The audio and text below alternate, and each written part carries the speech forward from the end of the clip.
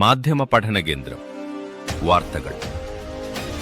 മാധ്യമ പഠന കേന്ദ്രം ലിറ്ററേച്ചർ ട്രസ്റ്റ് ഒരുക്കിയ സാഹിത്യ സായാഹ്നം ജൂലൈ 22 ബുധനാഴ്ച വൈകിട്ട് 5 മണിക്ക് തിരുവനന്തപുരം പ്രസ് ക്ലബ് ഹാളിൽ. പ്രശസ്ത കവിയും പത്രപ്രവർത്തകനുമായ ശ്രീ ഏഴാച്ചേരി രാമചന്ദ്രൻ ഉദ്ഘാടനം ചെയ്തു. ഉദ്ഘാടകനായിട്ട് വെച്ചു. ഉപരിപ്ലവമായിട്ട് വാക്യസുന്ദരമായി ചിലതൊക്കെ പറഞ്ഞു പോകുന്ന ഒരുവൻ ഉദ്ഘാടകനായിരിക്കട്ടെ എന്ന് ഭാരവാഹികൾ ബുദ്ധിപൂർവ്വം തീരുമാനിച്ചിട്ടുണ്ടാകും. ആ കർമ്മമാണ് ഇപ്പോൾ ഞാൻ നിർവഹിക്കുന്നത്. പറയാനുള്ള വളരെ പ്രധാനപ്പെട്ട ഒരു കാര്യം, ജീവിതം, സർഗപരമായ ജീവിതം എന്നുള്ളത് ഞാനിപ്പോ തിരിഞ്ഞു നോക്കുമ്പോഴേ ഇപ്പോഴും തകഴി ശിവശങ്കരപ്പിള്ളയും എം ടി വാസുദേവൻ നായരും ഒക്കെ തന്നെയാണ് മലയാളത്തിലെ ഒന്നാമത്തെ സാഹിത്യകാരന്മാർ എന്ന് ഇപ്പോഴും എനിക്ക് തോന്നുമ്പോഴേ ഒ വി വിജയനെ മറന്നുകൊണ്ടാണോ ഇങ്ങനെ പറയുന്നത് എന്ന് ചില ആളുകൾ ചോദിക്കുമ്പോഴേ തകഴിയൊക്കെ കഴിഞ്ഞു മാത്രമേ എനിക്ക് ഒ വി വിജയനെ കുറിച്ച് ചിന്തിക്കാൻ കഴിയുന്നുള്ളൂ. അദ്ദേഹത്തിന്റെ കൃതികളെല്ലാം ആവർത്തിച്ച് വായിക്കുകയും പഠിക്കാൻ ശ്രമിക്കുകയും ഒക്കെ ചെയ്തിട്ടുണ്ട്. എന്നാലും അദ്ദേഹത്തിന്റെ വീടിന്റെ തൊട്ടടുത്ത് 1 കിലോമീറ്റർ അപ്പുറത്തെ ഒരു പള്ളിക്കൂടത്തിൽ ഒരു വർഷക്കാലം മുഴുവൻ അധ്യാപകരായിരുന്നപ്പോ അന്ന് അവിടെ ചെലവഴിച്ച സമയത്തിൽ നല്ലൊരു ഭാഗം ഒ വി വിജയനെ കുറിച്ച് പഠിക്കാൻ വേണ്ടിയിട്ട്, ആ ഭാഗ്യലോകത്തെ കുറിച്ച് അറിയാൻ വേണ്ടിയിട്ട് ശ്രമിച്ചു എന്നുള്ളതാണ്. ഇപ്പോഴും ഒ വി വിഷയൻ ദുരൂഹമായ ഒരു സർഗസമസ്യയായിട്ട് എന്റെ മനസ്സിലുണ്ട് എന്നുള്ളത് പഠിക്കുന്നതിനും പഠിപ്പിക്കുന്നതിനും ഒക്കെ അപ്പുറത്താണ് അദ്ദേഹം എന്ന് എനിക്ക് എന്നെ കൊണ്ട് എന്റെ ലോലമായ മനസ്സ് പറയിപ്പിക്കുന്നുണ്ട്. ഇങ്ങനെയെല്ലാം പറഞ്ഞു പോകുമ്പോൾ ഓർമ്മിക്കുന്ന ഒരു കാര്യം, ഈ ഹാളിനകത്ത് തന്നെ എത്രയോ തവണ വർത്തമാനം പറഞ്ഞു. മഹാപൗരന്യ എന്നുള്ള പേര് ചിലപ്പോൾ ചില അവസരങ്ങളിൽ ചില ആളുകൾ കൽപ്പിച്ചു തന്നിട്ടുണ്ടാകും. കേൾക്കുന്ന ഓരോ പറഞ്ഞ ഞാൻ മറുപടിയും പറയുമായിരുന്നു. ഏതായാലും ഇപ്പോൾ ഇവിടെ സംസാരിക്കുമ്പോഴേ ഞാൻ ശ്രദ്ധിച്ച ഒരു പ്രത്യേകത, ഒരൊറ്റ സ്ത്രീ പോലുമില്ല. നേരത്തെ ഒരു സ്ത്രീ വന്ന ഒരു പടമൊക്കെ എടുത്തുണ്ടങ്ങ് പോവുകയൊക്കെ ചെയ്തു. ഒരൊറ്റ സ്ത്രീ പോലുമില്ല. ഉണ്ടുണ്ട്, ക്ഷമിക്കണം, 40 വയസ്സിൽ താഴെയുള്ള ഒരൊറ്റയാളെ പോലും കാണണമെങ്കിൽ ചിലരെ 2-3 പേര് അവകാശപ്പെടുന്നുണ്ടാകും. ആവേശവും നൽകുന്ന ഒരു പ്രധാനപ്പെട്ട ഒരു കാര്യമാണ്. അങ്ങനെ ഈ സാഹിത്യത്തിന്റെ ഒരു പരിവർത്തനം, മാറ്റമുണ്ടാകുന്നത് നല്ലത് തന്നെയാണ് എന്നെനിക്ക് തോന്നുന്നുണ്ട്. ഞാനും ചെറിയ തോതിൽ സാഹിത്യത്തിലൊക്കെ കൃഷിപ്പണി ചെയ്യുന്ന ഒരാളാണ്. പക്ഷേ വേണ്ടതുപോലെ ഏൽക്കുന്നില്ല. പടുമുളകളും പാഴ്വിളകളും ധാരാളമായിട്ട് ആ കൃഷിസ്ഥലത്ത് ഉണ്ടാകുമ്പോഴേ എന്തു ചെയ്യണം എന്നറിയാതെ ശങ്കിച്ചു നിൽക്കാതെ ധൈര്യമായിട്ട് ആൾക്കൂട്ടത്തിന്റെ മുൻപിൽ നിന്നുകൊണ്ട്, ഇടയിൽ നിന്നുകൊണ്ട് മുന്നോട്ട് പോകണം എന്ന ചിന്ത എന്റെ മനസ്സിനെ സന്തോഷിപ്പിക്കുന്നുണ്ട്. അതുകൊണ്ട് ഞാൻ ഈയിടെ 60കളിലും അതിനു മുൻപുമെല്ലാം മലയാളത്തിൽ പ്രചാരം നേടിയിരുന്ന ലോക ക്ലാസിക്കുകളുടെ പരിഭാഷകളെല്ലാം പിന്നെയും ഓരോ തവണ എടുത്തു വായിക്കുമ്പോഴും ബെർട്രാൻഡ് റസ്സൽ അടക്കമുള്ള ആളുകൾ, അതുപോലെയുള്ള പ്രമുഖരായിട്ടുള്ള ലോക സാഹിത്യകാരന്മാർ, സാഹിത്യകാരികൾ, ഇവരെല്ലാം അന്നത്തേതുപോലെ ലോകത്ത് ഇപ്പോഴും ഉണ്ടായിക്കൊണ്ടിരിക്കുന്നുണ്ട്. നമ്മുടെ വായനയുടെ പരിമിതി കൊണ്ട് അവരിൽ പലരെയും നമ്മൾ അറിയാതെ പോകുന്നത് കൊണ്ട് സാഹിത്യമൊക്കെ പഴഞ്ചനായി പോയി എന്ന് പല ആളുകൾ സിനിമയെ വെച്ചുകൊണ്ട് പറയുന്നുണ്ട്. ബഹുമാനപ്പെട്ട എം.എഫ്. തോമസ് സംസാരിക്കുമ്പോഴേ സിനിമ ഏത് കാലത്തുകൊണ്ട് ഞാൻ അദ്ദേഹത്തിന്റെയൊക്കെ ഈ സിനിമാ റിവ്യൂ ഒക്കെ ഏഷ്യാനെറ്റിന്റെ ആദ്യത്തെ ചീഫ് ന്യൂസ് എഡിറ്ററും ഭരത് പ്രേംജിയുടെ മകനുമായ മുതിർന്ന മാധ്യമ പ്രവർത്തകൻ നീലൻ സാഹിത്യ സായാഹ്നത്തിൽ മുഖ്യ അതിഥിയായി. അങ്ങനെ അവസ്ഥയിലാണ് ഞാനിപ്പോ. എനിക്ക് സംശയം, ഈ കവിയും കവിതയും എന്ന ഒരു സമ്മേളനത്തിന് മുഖ്യാതിഥിയായി എന്നെ കണ്ടെത്തിയ ഷിറോസ് ഖാന്റെ കണ്ണിന് ചികിത്സ വേണം എന്ന് വളരെ വിനയപൂർവ്വം ഞാൻ അപേക്ഷിക്കുന്നു. പിന്നെ ഞാൻ തീരെ യോഗ്യനല്ല ഇതിന്. ഞാൻ കവിത എഴുതിയിട്ടുണ്ട്. എൻ്റെ അച്ഛൻ കവിയായിരുന്നു. അച്ഛൻ കവിയെ മാത്രമല്ല, അച്ഛൻ പലതുമായിരുന്നുകൊണ്ട് അച്ഛൻ കവി എന്നുള്ളത് എനിക്ക് ശ്രദ്ധിക്കപ്പെട്ടിട്ടുണ്ട്. പ്രേംജി പാടുന്ന ഒരു പുസ്തകം തന്നെയുണ്ട്. അതുപോലെ കമ്മ്യൂണിസ്റ്റ് ഇന്റർനാഷണൽ ആദ്യമായിട്ട് മലയാളത്തേക്ക് തർജ്ജമ ചെയ്തത് എൻ്റെ അച്ഛനാണ്. എൻ്റെ അച്ഛനാണ് പ്രേംജി. അപ്പോ ഈ കവിതയായിട്ട് എനിക്കുള്ള ബന്ധം, ഞാനും കുറച്ച് കവിത എഴുതിയിട്ടുള്ളത് അല്ലാണ്ട് വേറെ ബന്ധമൊന്നുമില്ല. പിന്നെ തൃശ്ശൂരായതുകൊണ്ടും മുല്ലനേഴി എൻ്റെ വളരെ അടുത്ത സുഹൃത്തായതുകൊണ്ടും ഇടയ്ക്ക് വൈലോപ്പിള്ളിയെ കാണാൻ പറ്റിയിട്ടുണ്ട്. മുല്ലൻ വൈലോപ്പിള്ളിയിൽ വലിയ എന്താണ് അടുക്കള സൂക്ഷിക്കുകയായിരുന്നു. ആ മുല്ലന്റെ കൂടെ വൈലോപ്പിള്ളി കാണാൻ പോകും. വേറൊരു ബന്ധമുണ്ടായിരുന്നത്, ഞാനൊരു 3ാം ക്ലാസ്സിലോ 4ാം ക്ലാസ്സിലോ പഠിക്കുമ്പോൾ ചവിട്ടിക്കുളച്ച മണ്ണ് എന്ന് പറഞ്ഞ പി എ വാര്യരുടെ നാടകത്തിൽ അഭിനയിച്ചിട്ടുണ്ട്. അച്ഛൻ അഭിനയിച്ചിട്ടുണ്ട്. കലാമണ്ഡലം ക്ലാര ഇവിടെ അഭിനയിച്ച ഒരു നാടകമാണ്. ആ നാടകത്തിൽ ഒരു ചെറിയ കുട്ടിയുടെ വേഷത്തിൽ ഞാൻ അഭിനയിച്ചിട്ടുണ്ട്. എനിക്കന്ന് മികച്ച ബാലനടനുള്ള അവാർഡ് സംഗീത അക്കാദമിയിൽ നിന്ന് കിട്ടിയിട്ടുണ്ട്. ഈ നാടകം കേരള കലാമണ്ഡലത്തിൽ അവതരിപ്പിച്ചു. നാടകം കഴിഞ്ഞപ്പോൾ അച്ഛൻ എന്നെ വിളിച്ചു പറഞ്ഞു, താനിങ്ങോട്ട് വരാം. നീന്ന് വിളിക്കാറില്ല അച്ഛൻ ഒരിക്കലും. താനിങ്ങോട്ട് വരാറുണ്ട്. ഞങ്ങൾ ചെന്നപ്പോൾ വയസ്സായ ഒരാൾ വടി കുത്തി പിടിച്ചോണ്ടിരിക്കണ്ടേ. ആ കാലത്ത് നമസ്കരിക്കാൻ വന്നു. ഞാൻ ചെറിയ കുട്ടിയാണ്, 4ാം ക്ലാസ് 3ാം ക്ലാസ് 4ാം ക്ലാസ് പഠിക്കുന്ന കുട്ടിയാണ്.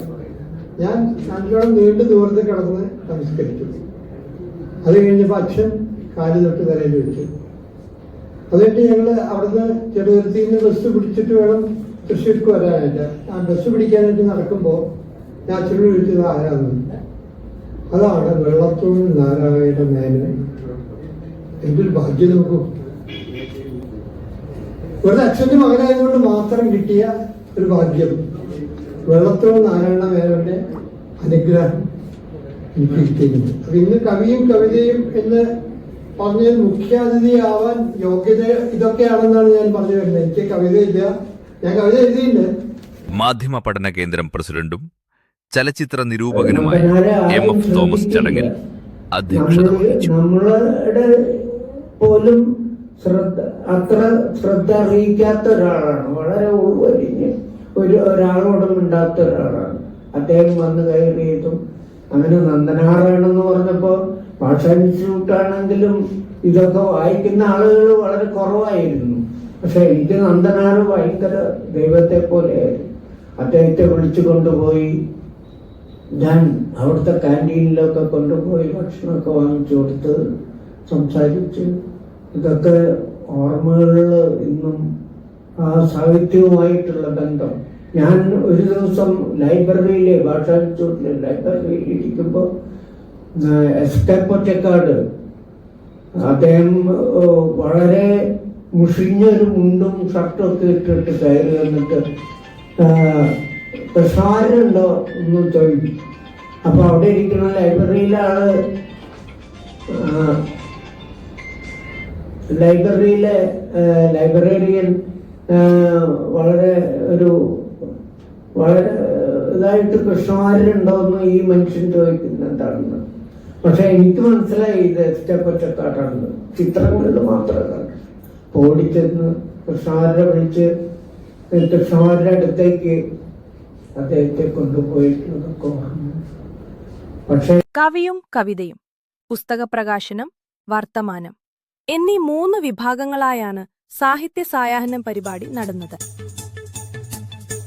ചടങ്ങിൽ ശരത്ചന്ദ്രലാൽ, ശാന്തൻ, ഡോക്ടർ അനിൽകുമാർ SP എന്നിവർ കവിതകൾ അവതരിപ്പിച്ചു.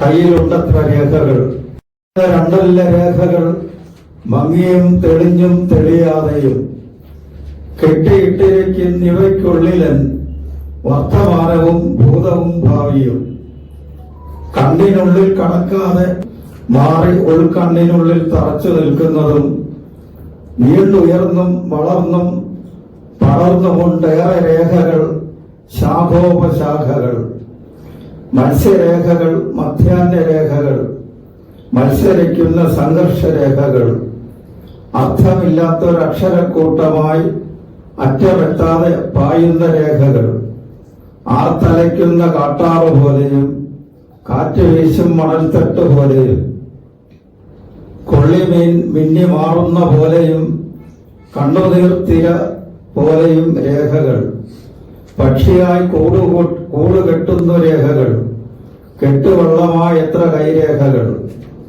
ഉഷ്ണനാളിൽ വരണ്ട നീർച്ചാലുപോൽ വർഷമൂർന്നിറങ്ങുന്ന പോൽ രേഖകൾ, സ്വപ്നമായി ഭ്രമിപ്പിക്കുന്ന രേഖകൾ, വിഘ്നമായി വേലി കെട്ടുന്ന രേഖകൾ, ിലും അന്ത്യമൊഴി ചൊലി വീഴാൻ മധുകവൃക്ഷം കരുത്തോടെ തലയുയർത്തി നിവർന്നു നിൽക്കുന്നു. അവസാന ജീവൻ പിണഞ്ഞൊടുങ്ങും വരെ മയിൽ പച്ച പീലി വീശി തണലാർന്ന മരത്തിന്റെ മരവിച്ച മനസ്സിലെ സങ്കടങ്ങൾ ഉലകിനു ഭീതിയേകും നരജന്മം മറന്നാലും മറക്കില്ല മരമുള്ള കാലത്തോളം. മയിൽ പച്ച പീലി വീശി തണലാർന്ന മരത്തിന്റെ മരവിച്ച മനസ്സിലെ സങ്കടങ്ങൾ ഉലകിനു ഭീതിയേകും നരജന്മം മറന്നാറിൽ നിന്നും പ്രധാന വാതിൽ കടക്കുമ്പോൾ അകത്ത് വിശാലമായ ഉൾവനമാണ്. പഴയ ഗന്ധം മണക്കുന്ന ഒരു കാട്ടരയുടെ കരയിലൂടെ കിടപ്പുമുറിയിലെ ഉണങ്ങിയ മരത്തിന്റെ ചില്ലയിലേക്ക് വലിഞ്ഞു കയറാം. പൂക്കളായിരുന്നുവെങ്കിലും കൊഴിഞ്ഞു വീണ് ചീഞ്ഞുപോയ അഴുക്കുമൂടിയ ഓർമ്മകളെ ചവച്ചരയ്ക്കാം. വിയർപ്പ് പറ്റി വളർന്ന ഒരു കളിമുകിൽ ചെടിയുടെ മൂട്ടിൽ ചുംബനങ്ങൾ പങ്കുവെച്ച് കറുത്തുപോയ ഒരു തലയണ തടവിയെടുക്കാം. ഇല കൊഴിഞ്ഞു നഗ്നമായ ഒരു മരത്തിന് കീഴെ തുണിയുരിഞ്ഞുപോയ നമ്മുടെ മനസ്സുകൾ കൂട്ടിവയ്ക്കാം. ഒഴുക്ക് നിറച്ച ഒരു അരുവിയിൽ തീപിടിച്ച ഓർമ്മകൾ മുക്കിക്കൊല്ലാം. ഇത്തിൽ മൂടി പിടയ്ക്കുന്ന നാട്ടുമാവിൽ വിഴുപ്പ് വസ്ത്രങ്ങളും ഓർമ്മകളും ചിക്കിച്ചിതയാം. നഗ്നത കണ്ട് മടുത്തുറങ്ങുന്ന കക്കൂസിനെ മൂടിയ മുള്ളുമുരുക്ക് മാന്തിയെടുക്കാം. പരിഭവങ്ങളും കണ്ണീരും കഴുകിയൊഴിച്ച വാഷ് ബേസിനിൽ കാഞ്ഞിന മരത്തിന്റെ വൃക്ഷം വേരാഴ്ത്താം. എത്ര കറങ്ങിയിട്ടും ജീവിതം പൂർത്തിയാകാത്ത പങ്കയിൽ കൊച്ചു വർത്തമാനത്തിന്റെ പായൽ പൊതിഞ്ഞിരിക്കാം. നിലച്ചുപോയ വാൾ ക്ലോക്കിന്റെ സെക്കൻഡ് സൂചിയിൽ ചിരച്ചു തീരാത്ത നിന്റെ നാവ് കൊരുത്തു കിടക്കാം. ഇനി നമുക്ക് ഡോക്ടർ എൻ അജയൻ കൂടൽ രചിച്ച് കറുത്ത കുതിരകൾ എന്ന പുസ്തകത്തിന്റെ പ്രകാശനവും ചടങ്ങിൽ വെച്ച് നടന്നു. ഏഴാച്ചേരി രാമചന്ദ്രൻ പുസ്തകം PSC അംഗവും നോവലിസ്റ്റുമായ ഡോക്ടർ കെ ഷാജിബിന് നൽകി പ്രകാശനം ചെയ്തു.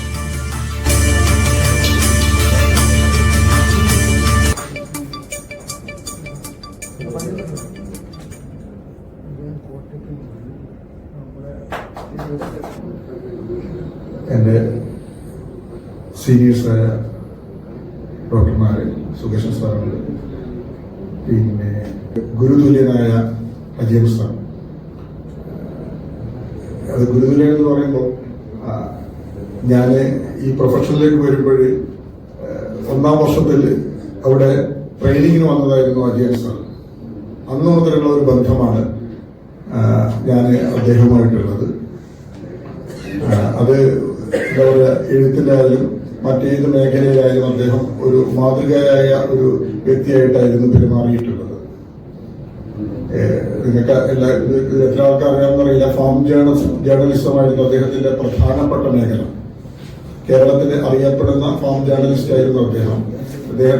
അദ്ദേഹത്തിന്റെ വരികൾക്കിടയിലുള്ള ഭംഗി, വായനാ സുഖം എന്ന് പറയുന്നതാണ് ഞാൻ ഏറ്റവും ഒരു കൃതിയുടെ മഹത്വം എന്ന് പറയുന്നത്. ആ വരികൾക്കിടയിലുള്ള ഒരു കാവ്യ ഭംഗി അന്നേ നമ്മളൊക്കെ ശ്രദ്ധിച്ചതാണ്. അജയൻ സാറിന്റെ ഈ പുതിയ പുസ്തകത്തെ പറ്റി പറയുകയാണെങ്കിൽ, അത് നിങ്ങളിൽ എത്ര പേര് വായിച്ചെന്ന് എനിക്കറിയില്ല. അത് വ്യത്യസ്തമായ ഒരു ശൈലിയിലാണ് അദ്ദേഹം എഴുതിയിട്ടുള്ളത്. സാധാരണഗതിയിൽ മരണം നമുക്കൊക്കെ വലിയ ദുഃഖം സൃഷ്ടിക്കുന്ന ഒരു അവസ്ഥയാണ്. നമ്മളൊക്കെ പേടിയോടുകൂടി കാണുമ്പോൾ അത് ജനനം, മരണം, അതിനിടയിലുള്ള അസ്തിത്വ ദുഃഖം, ഇതൊക്കെ സമഗ്രമായിട്ട് ഈ അദ്ദേഹത്തിന്റെ എല്ലാ കഥകളിലുമുണ്ട്. ഈ കഥാസമാഹാരത്തിലെ എല്ലാ കഥകളിലും അതുണ്ട്. അതൊരു സ്വാഭാവികമായ പ്രക്രിയയായിട്ട് മാറുകയാണ്. ജീവിച്ചു കഴിഞ്ഞാൽ ജീവിതത്തിന്റെ ഒരു ഘട്ടത്തിൽ നമുക്ക് അസ്തിത്വ ദുഃഖം വരും. എന്തിനാണ് നമ്മൾ ജീവിക്കുന്നത്, നമ്മുടെ ജീവിതത്തിന്റെ ലക്ഷ്യം എന്താണ്, നിരാശാബോധം വരും. ആ നിരാശാബോധം ഈ കഥകളിലുണ്ട്. അതോടുകൂടി പിന്നീട് മരണം ഒരു സ്വാഭാവിക പ്രക്രിയയായിട്ട് മരണത്തെ ഒരു ഇലപൊഴിയുന്ന രാഘവത്തോടുകൂടി മരണത്തെ സമീപിക്കുന്ന ഒരു ദാർശനിക ഭാവം അദ്ദേഹത്തിന്റെ ഈ കഥകളിലൊക്കെ ഉണ്ട്.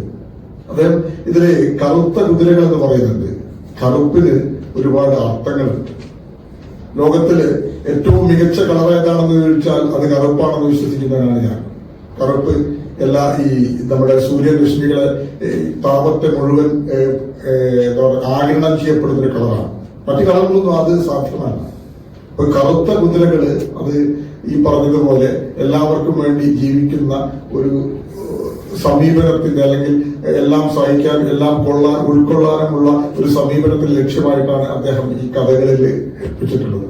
ഈ കഥകളിൽ ഇക്കിഗായിയുണ്ട്, അതേപോലെ മറ്റു പല ദർശനങ്ങളുമുണ്ട്. ഈ കഥകളിൽ ചില വാക്കുകളൊക്കെ നമുക്ക് വല്ലാത്ത രീതിയിൽ വരും. കാരണം പ്രശസ്ത ചലച്ചിത്ര സാഹിത്യ നിരൂപകനും ഗ്രന്ഥകാരനുമായ PG സദാനന്ദൻ കാവ്യാസ്വാദനം നടത്തി. കവിതയെ വിലയിരുത്തുമ്പോൾ മറ്റു പല ഘടകങ്ങളും ഉണ്ടാകാം. കവിതയുടെ ആവിഷ്കാരത്തിന് സഹായകരമായ ഭാഷയുണ്ടാകാം, ബിംബകൽപ്പനകളുണ്ടാകാം, രൂപഭദ്രത ഉണ്ടാകാം, അങ്ങനെ മറ്റു പലതും ഉണ്ടാകാം.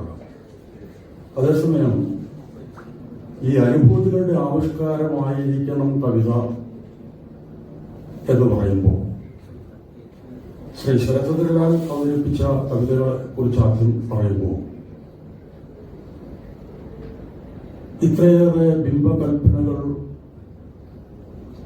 സമൃദ്ധമായിട്ട് കടന്നുകൂടിയ ഒരു കവിത ശരത്ത് തന്നെ അടുത്ത കാലത്ത് എഴുതിയിട്ടുണ്ടോ എന്നെനിക്ക് സംശയമുണ്ട്. അദ്ദേഹത്തിന്റെ കൈമുദ്രകൾ എന്ന് പറയുന്ന ഈ കൈയിലെ അടയാളങ്ങൾ, കൈരേഖകൾ എന്ന് പറയുന്നത് തന്നെ ഒരു ബിംബകൽപ്പനയാണ്. അതിന്റെ വിശദാംശങ്ങളിലേക്ക് ഞാനിവിടെ കിടക്കുന്നില്ല. എങ്ങനെ കൈരേഖകളുണ്ടായി, അതിന്റെ ശാസ്ത്രീയ വശങ്ങളെ കുറിച്ചോ അതിന്റെ രീതിശാസ്ത്രങ്ങളെ കുറിച്ചോ അതിന്റെ പിന്നിലുള്ള വിശ്വാസങ്ങളെ കുറിച്ചോ ഒന്നും തന്നെ ഞാനിവിടെ പരാമർശിക്കുന്നില്ല. അതേസമയം ഈ ശരത്തിന്റെ മറ്റ് കവിതകളിൽ പ്രകടമായിരിക്കുന്ന മതാതീതമായ ഒരുതരം ആത്മീയതലം ഈ കവിതയിലും അങ്കുരിച്ചിരിക്കുന്നു എന്നുള്ളതാണ് സവിശേഷമായിരിക്കുന്ന ഒരു കാര്യം. തുടർന്ന് നടന്ന വർത്തമാനം സെഷനിൽ സോഷ്യൽ മീഡിയ തുറന്നുവിട്ട സാഹിത്യ വിപ്ലവം എന്ന വിഷയത്തിൽ നടന്ന സംവാദത്തിൽ ഗ്രന്ഥകാരനും മണിടെക് മീഡിയ ഡയറക്ടറുമായ T. നസീർ ഖാൻ സാഹിബ്, ചലച്ചിത്ര നിരൂപകനും ഗ്രന്ഥകാരനുമായ രാധാകൃഷ്ണൻ ചെറുവല്ലി, സാഹിത്യ ചലച്ചിത്ര പ്രവർത്തകരായ M. നൌഷാദ് അലി, ഗുൽഷാദ് എന്നിവർ പങ്കെടുത്ത് സംസാരിച്ചു. പണ്ട് ആകെപ്പാട് 1000 കോപ്പി DCO ആണെങ്കിലും ബാക്കി 1000 കോപ്പി അടിക്കും. ഈ 1000 കോപ്പിയിൽ ബഷീറിന്റെയോ ഒറ്റക്കാടിന്റെയോ ഇല്ലെങ്കിൽ അങ്ങനെയുള്ള പുസ്തകങ്ങൾ മാത്രമേ പല കോപ്പികൾ ഇറക്കും. കോട്ടയം പുഷ്പനാഥിന്റെ ഒക്കെ ബാക്കിയൊക്കെ അവിടെ തന്നെ കിടക്കും. ഇന്ന് അങ്ങനെയല്ല. നിങ്ങൾക്കറിയാം, സോഷ്യൽ മീഡിയയിലൂടെ അനിൽ P. ധർമ്മജൻ അത് എഴുതിയ റാം കെയർ ഓഫ് ആനന്ദി എന്ന പുസ്തകം 50 പതിപ്പുകളിലായി 5 ലക്ഷത്തിലധികം കോപ്പികൾ ഇറക്കി. അതിന്റെ വില 399 രൂപയാണ്. അതിന്റെ DC ആണ് ഇറക്കിയത്. DC എനിക്ക് തന്നത് 10%. അപ്പൊ ആ 10% വെച്ചാണെങ്കിൽ പോലും 40 രൂപ ഒരു പുസ്തകത്തിന് കിട്ടിയാൽ ഈ 5 ലക്ഷം കോപ്പികൾക്ക് ചെലവാൻ വിറ്റ എത്ര കിട്ടും? 2 കോടി രൂപയാണ്. സങ്കല്പിക്കാൻ പറ്റുമോ ഒരു എഴുത്തുകാരൻ ഉണ്ടാക്കിയത്? 2 കോടി രൂപയാണ് റോയൽറ്റി. ഇനിയും അത് ഇപ്പോഴും വിട്ടുകൊണ്ടിരിക്കുകയാണ്. ഈ അടുത്ത കാലത്ത് ഈ ലേറ്റസ്റ്റ് ഒരു പെൺകുട്ടി ഒരു പുസ്തകം ഇറക്കി. ആ കുട്ടിയുടെ പേര് നിമ്ന ഇറക്കിയ എനിക്ക് ഏറ്റവും ഇഷ്ടപ്പെട്ട എന്നോട് എന്ന പുസ്തകം ഇപ്പം വിറ്റഴിച്ച 3 ലക്ഷം കോപ്പിയാണ്. നമ്മൾ സങ്കല്പിക്കാൻ പോലും ഒക്കാത്ത ഈ സംഗതിയാണ്. പക്ഷെ നമ്മൾ മാറണം. ഇതെങ്ങനെ മാറണം? നമ്മൾ ഇപ്പോഴും പഴയ ആളുകളോടൊപ്പം നമ്മൾ മാറിയില്ലെങ്കിൽ കാലം നമ്മളെ തന്നെ മാറ്റും. വായനക്കാരനെ എഴുത്തുകാരനാക്കിയ ഒരു മീഡിയമാണ് സോഷ്യൽ മീഡിയ. വായനക്കാർക്ക് ആർക്കും എഴുതാം, ആരുടെയും സൗകര്യം വേണ്ട. പക്ഷെ ഇതിനൊരു ദോഷമുണ്ട്. നമ്മൾ എല്ലാത്തിന്റെയും അനുഗ്രഹങ്ങളോടൊപ്പം തന്നെ അതിന് ചില പരിമിതികളുണ്ട്. ആ പരിമിതികൾ എന്ന് പറഞ്ഞാൽ സാഹിത്യം എന്നുള്ളത് ആഴത്തിൽ ചിന്തിക്കേണ്ടതാണ്. പക്ഷെ ഇപ്പോഴത്തെ സാഹിത്യത്തിലുള്ളത് വേഗതയാണ്.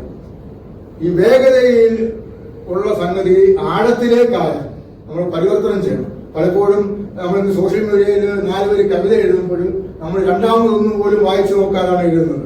എന്ത് ഇട്ട് കഴിഞ്ഞിട്ട് വേണമെങ്കിൽ തിരുത്താം ഉള്ള സൗകര്യമുള്ളതുണ്ട്. പക്ഷെ അതിന് പകരം പുസ്തകങ്ങൾ എഴുതുമ്പോൾ ആഴത്തിൽ ചിന്തിക്കുകയും ആഴത്തിൽ പഠനം നടത്തി വീണ്ടും വീണ്ടും എഴുതി വീണ്ടും തിരുത്തിയ ആ പഴയ ശൈലിയിൽ പുതിയ സംവിധാനങ്ങൾ ഉപയോഗിച്ച് പുസ്തകങ്ങൾ പബ്ലിഷ് ചെയ്യാനുള്ള സംവിധാനമുണ്ട്. എല്ലാവരും ഫേസ്ബുക്കിലോ മറ്റോ എഴുതുകയും ചെയ്യുന്നത്. എന്തൊരു കവികളായാലും എന്താണ് കുഴപ്പം? ഈ കവിത എന്ന് പറയുന്നത് ആരെങ്കിലും എഴുതി വിടുകയും ബാക്കിയുള്ളവരും വായിക്കുകയും എന്ന് പറയുന്നതല്ലോ. എല്ലാവരും എഴുതുകയും എല്ലാവരും വായിക്കുകയും ചെയ്യുന്ന ഒരു കാലം നമുക്ക് സ്വപ്നം കണ്ടുകൂടാ. അപ്പോൾ ഒരു ഗോപുരം ഉയർന്നു നിൽക്കുന്ന എപ്പോഴാണ്? അതിന്റെ അടിയിലെ ഭാഗത്തിന്റെ വീതി കൂടുന്തോറും ഗോപുരത്തിന് ഉയരം കൂട്ടാൻ പറ്റും.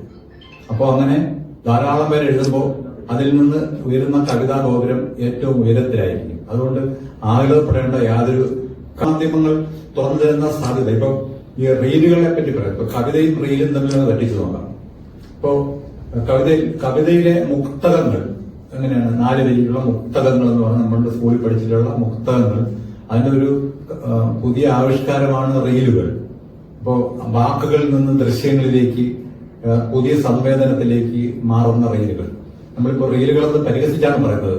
എത്ര സമൃദ്ധമായിട്ടാണ് ചെറിയ കുട്ടികൾ വരെ ഈ റീലുകൾ ചെയ്യുന്നത്. വളരെ ഈ സോഷ്യൽ മീഡിയ രംഗത്തേക്ക് കടന്നു വന്നുകൊണ്ട് അതിന്റെ എല്ലാ തരത്തിലുള്ള അതിനെ ഉപയോഗപ്പെടുത്തി എടുത്തിട്ടുള്ള ആൾ അദ്ദേഹത്തിന്റെ അറിവ് ഇവിടെ പങ്കുവച്ചപ്പോൾ യഥാർത്ഥത്തിൽ പലരും ഇത് ഉപയോഗിക്കാതെ പോകുന്നു എന്നുള്ളതാണ്. അച്ചടിയുടെ വിവരസാങ്കേതിക വിപ്ലവത്തിന്റെ കാലത്ത് തന്നെയാണ്. ഞാൻ 98 പ്രീഡിഗ്രിക്ക് പഠിക്കുന്ന കാലത്താണ് സംസ്ഥാന സർക്കാർ വിവരസാങ്കേതിക വിദ്യ വകുപ്പ് ഉണ്ടാകുന്നത്. മുഖ്യമന്ത്രി നായനാരുടെയും കീഴിലുമായിരുന്നു. പിന്നെ മാറിയും വ്യവസായ മന്ത്രി മുഖ്യമന്ത്രിയെ കൈകാര്യം ചെയ്യപ്പോൾ അങ്ങനെ ഒരു ചർച്ച വരികയും ചെയ്തു. എനിക്ക് പറയാനുള്ളത് ഒന്നുമല്ല, ഞാൻ ഫേസ്ബുക്കിലുണ്ട്, നമ്മൾ കാണുന്നത് അതുകൊണ്ട് ഗുണങ്ങളുണ്ട്, വളരെ ഗുണങ്ങളാണ്, ചില ദോഷങ്ങളേ ഉള്ളൂ. അതിൽ ദോഷമില്ല. കാരണം നമ്മളിപ്പോ ലേറ്റസ്റ്റ് ഔദ്യോഗികമായി സ്വാഗതത്തിലേക്ക് കിടക്കുകയാണ്. മാധ്യമ പഠന കേന്ദ്രം director doctor T Shiraz Khan സ്വാഗതവും സുഭാഷ് കൃഷ്ണൻ നന്ദിയും രേഖപ്പെടുത്തി. കേരളത്തിലെ എല്ലാ ചെറുതും വലുതുമായ എല്ലാ സാംസ്കാരിക പ്രസ്ഥാനങ്ങളെയും പല രീതിയിൽ അതിന്റെ നേതൃത്വത്തിലായിരുന്നുണ്ടായാലും വിദേശ സമിതിയിലായിരുന്നുണ്ടായാലും ദൃശ്യാധികാര സമിതിയിലായിരുന്നുണ്ട് നയിക്കുന്ന പ്രോത്സാഹനം നൽകുന്ന സാധാരണ പ്രോത്സാഹനമില്ലാത്ത അല്ലെങ്കിൽ പങ്കാളിത്തമില്ലാത്ത ഒരു സാംസ്കാരിക വേദികൾ കേരളത്തിൽ തന്നെ കുറവായിരിക്കും. അദ്ദേഹത്തെ നമുക്ക് ഈ മാധ്യമത്തിന്റെ ഈ അധ്യക്ഷനായി ഈ പരിപാടിയുടെ അധ്യക്ഷനാക്കിയിട്ടുള്ള സന്തോഷമുണ്ട്. അദ്ദേഹത്തെ യഥാർത്ഥമായി ഈ ചടങ്ങിലേക്ക് സ്നേഹാദരങ്ങളെ സ്വാഗതം ചെയ്യുന്നു. ഈ സ്ഥലങ്ങൾ ഉദ്ഘാടനം ചെയ്യാൻ നമുക്ക് കിട്ടിയ ഭാഗ്യം മലയാളത്തിൽ ചെയ്യപ്പെട്ട കവി ദേവശാനന്ദിന് നമുക്ക് പരിപാടി കിട്ടിയെന്നുള്ളതാണ്. അദ്ദേഹം ഒരേസമയം കേരളത്തിലെ മുഴുവൻ എഴുത്തുകാരനായിരുന്നു. ഒന്നാമത്തെ ഫിലിമിസ്റ്റിലോട്ട് സോഷ്യൽ മീഡിയയുടെ അതിപ്രസരമുള്ള പുതിയ കാലഘട്ടത്തിൽ സാഹിത്യ സംവാദങ്ങൾ, ശില്പശാലകൾ, പുരസ്കാരങ്ങൾ, പുസ്തക പ്രോത്സാഹന വേദികൾ എന്നിവയിലൂടെ പുതിയൊരു സാഹിത്യ വസന്തത്തിന് ലിറ്ററേച്ചർ ട്രസ്റ്റ് വേദിയൊരുക്കുമെന്ന് മാധ്യമ പഠന കേന്ദ്രം ഡയറക്ടർ ഡോക്ടർ ഷിറാസ് ഖാൻ സ്വാഗത പ്രസംഗത്തിൽ പറഞ്ഞു. ഉദ്ഘാടനം ചെയ്തത് മലയാളത്തിന്റെ ഏറ്റവും പ്രിയങ്കരനായ കവി വേഴാച്ചേരി രാമേന്ദ്രൻ സാറാണ്. അദ്ദേഹത്തിന് വളരെ ബഹുമാനപൂർവ്വം നന്ദി രേഖപ്പെടുത്തുന്നു. ഇത് മലയാളത്തിലെ പണ്ടേക്കാലത്തെയും മികച്ച സിനിമാ നിരൂപകനായിട്ടുള്ള സാംസ്കാരിക നായകനായിട്ടുള്ള ശ്രീ MF തോമസ് സാറാണ്. സാറിന് നന്ദി പറയും. രംഗത്തെ ഏറ്റവും മുതിർന്ന മാധ്യമ പ്രവർത്തകനായ നീലൻ സാറാണ് ആ ചടങ്ങിലെ മുഖ്യ അതിഥിയായി പങ്കെടുത്തത്. അദ്ദേഹത്തിനും നന്ദി പറയുന്നു.